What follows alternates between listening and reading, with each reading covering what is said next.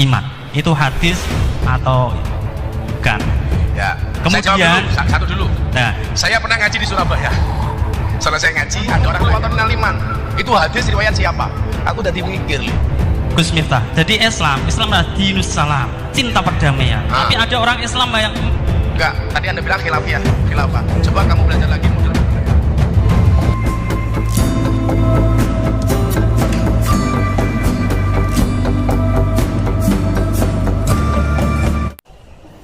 Halo, assalamualaikum. Pendengar Media 7 Channel.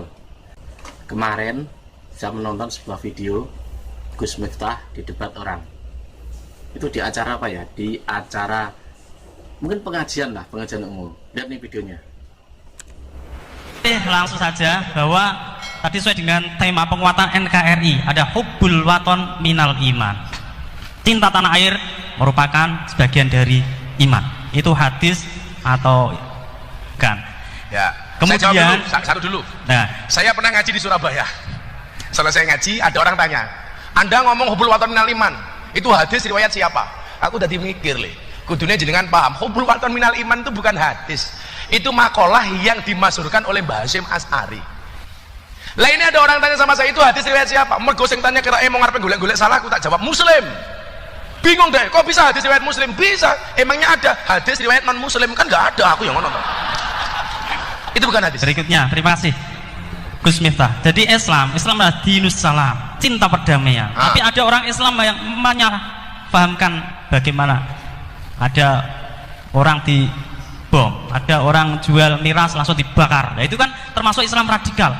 Islam yang tidak cinta damai tapi malah kekerasan. Nah, padahal Islam di sana ada radikal, itu dilarang. Kemudian wasat tadi yang sampaikan Gus Miftah, ya, itu adalah moderat, dan Islam liberal, dan itu juga agak pas. Nah, kemudian Islam pembagiannya ada Islam abangan, Islam KTP, ada Islam santri, dan Islam wali. Nah, yang saya tanyakan, ini kita hidup di negara Kesatuan Republik Indonesia, kita mayoritas Islam, tapi kita dianjurkan untuk nadzoriyah wa tatbiqiyah. Kita menjalankan Islam ya sesuai dengan teori dan praktek, tapi dasar kita adalah Al-Quran dan hadis. Tapi Al-Quran di sana ada wasariku atau faktau aidiyahuma, tapi tidak diterapkan. Kemudian az-zaniyatu waz-zani fajlidu kulla wahidin minhuma mi'ata jaldah, tidak diterapkan. Nah, mohon untuk dijelaskan Islam yang bagaimana yang harus kita aplikasikan dalam kehidupan kita sebagai hamba Allah, juga kita sebagai warga negara Republik Indonesia. Nah, dalam khilafiyah dalam di negara Saudi Arabia menerapkan khilafiyah, tapi di sini dilarang. Padahal apa? Kita untuk referensi adalah Al-Quran hadis, tapi dilarang di dalam Arab Saudi. Terima kasih. Mohon maaf, di Arab Saudi diberlakukan apa? Syariat Islam, tatbik. Enggak, tadi Anda bilang khilafah. Coba kamu belajar lagi model bentuk negara. Tidak ada satu negara pun di dunia hari ini yang menerapkan syariat khilafah, termasuk Arab Saudi. Berarti itu kerajaan. Berarti mau comu kurang oke, bro ya. Maaf itu Gus. Di Maksud Arab saya Saudi, menerapkan tatbikus syariah. Kalau itu beda katanya, tapi itu bukan khilafah. Di antara khilafah ada termasuk tatbikus syariah. Anda salah. Arab Saudi itu bentuknya kerajaan tapi bukan khilafah. Bahkan Turki yang dulu gembar-gembor Turki Utsmani, hari ini pun bentuk negaranya juga bukan khilafah. Saya pastikan di dunia hari ini nggak ada satupun negara yang sukses dan hari ini eksis dengan menerapkan konsep khilafah. Kita bisa berdebat soal itu. Arab Saudi itu bukan khilafah, Mas, itu kerajaan. Maka al-mamlakah as-Saudil Arabiyah itu bukan khilafah. Lah, pemahaman seperti ini perlu saya luruskan. Karena ini sederhana sebenarnya. Kalau di sana menerapkan syariat Islam, ya, tapi bukan khilafah. Bukan khilafah. Persoalannya di Indonesia apakah tidak seperti itu? Iya, tapi tidak mutlak karena sudah menggunakan undang-undang. Karena beda bentuk negara antara kita dengan Arab Saudi. Maka saya pikir ketika pemahaman Pancasila itu benar, kita tidak akan punya pikiran seperti itu. Tidak punya pikiran seperti itu. Jadi dari semua ini saya pikir yang perlu Anda pahami itu adalah satu saja. Itu kan sebenarnya sepele. Bentuk negara Arab Saudi. Ketika Anda buka dimanapun, di Google merek apapun, itu mengatakan bahwa mereka adalah al-mamlakah, bukan khilafah. Saya membayangkan begini, Mas, ya, kalau ngomong khilafah, sahabatnya Kanjeng Nabi kurang apa toh? Yang khilafah, umatnya waktu itu kurang baik apa? Pemimpinnya saja dibunuh kok. Ayo, sekarang saya mau tanya, Adakah orang di Indonesia sekarang yang lebih hebat daripada Utsman bin Affan? Ada nggak orang di Indonesia sekarang yang lebih hebat daripada Ali bin Abi Thalib? Dengan umat yang lebih hebat daripada umat waktu itu. Dan nyatanya Ali bin Abi Thalib dibunuh, Utsman dibunuh, padahal umatnya jauh lebih baik daripada hari ini. Jadi kalau konsep khilafah, saya mengatakan saya setuju dengan Kiai Ma'ruf Amin. Konsep khilafah di Indonesia bukan ditolak, tapi tertolak. Kalau kita mau mengamalkan syariat Islam, gak usah menuntut sebagai warga negara, tetapi sebagai seorang muslim yang baik. Maka ada kategori takwa, imtisalu awamirillah wajtinabu nawahi. Yang kita lakukan amar ma'ruf nahi mungkar. Tapi kebanyakan di antara kita bukan amar ma'ruf nahi mungkar, tapi amar ma'ruf nyambi mungkar. Maka yang terjadi STMJ, sholatnya terus, maksiatnya aja. Oke, dilihat kan? Bagaimana menurut Anda? Baik begitu? Kalau dibilang baik ya baik, dibilang enggak ya enggak. Debat, nama lainnya debat itu apa sih? Sawala. Kalau dalam Islam itu jidal atau jadal lah. Debat itu sesungguhnya baik-baik saja.